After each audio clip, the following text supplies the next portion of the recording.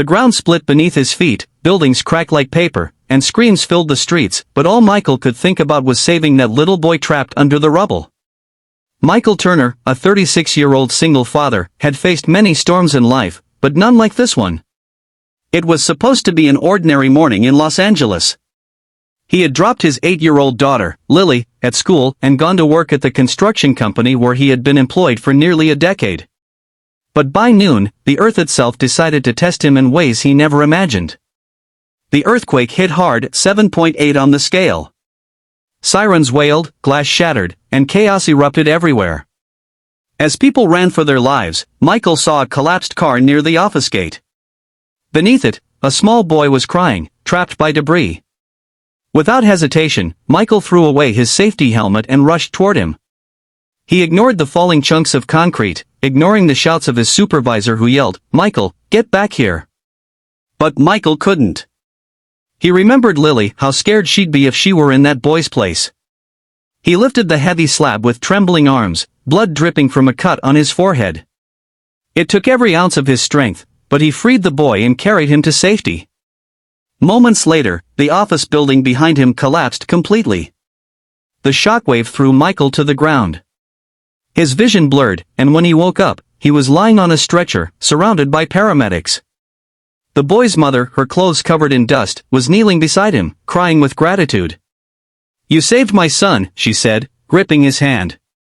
But before Michael could reply, everything faded into darkness. When he regained consciousness hours later in the hospital, he learned the worst news. His company had been destroyed. The owner had decided to cut staff to survive the economic fallout, and Michael, who didn't show up after the quake, was among those fired. That night, Michael sat on the edge of his bed, holding Lily close. His hands trembled as he whispered, "I don't know what we'll do, sweetheart. But I promise you we'll be okay." Lily looked up at him with innocent eyes. "Daddy, God saw what you did. He'll take care of us." Michael smiled weakly. He wanted to believe her. He wanted to believe that good deeds still meant something in a world that often rewarded power over kindness. The next day, he returned home after visiting what was left of his office, just piles of dust and steel. His phone was dead, his wallet empty, and his heart heavy. But just as he turned onto his street, something made him stop. His small, worn-down house was surrounded by 10 gleaming Ferraris. Red, black, white all lined neatly in front of his gate. Neighbors gathered, whispering and pointing.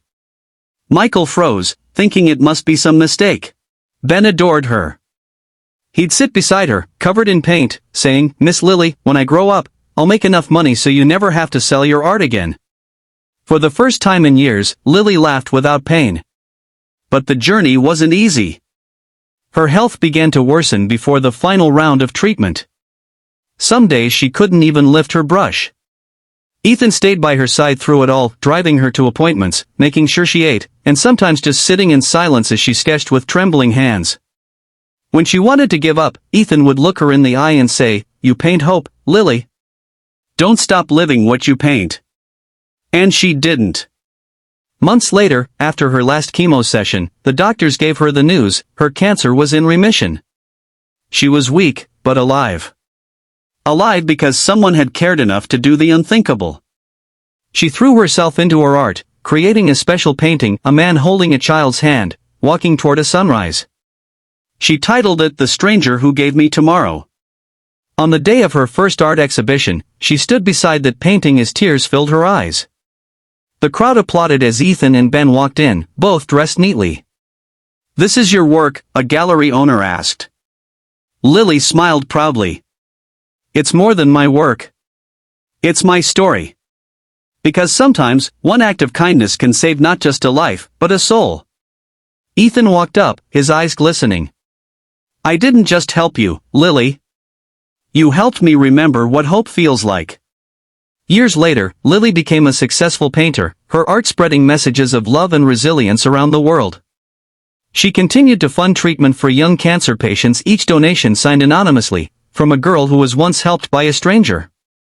And every weekend, she still visited Ethan and Ben, her little found family who reminded her that the world, despite its pain, still had good people.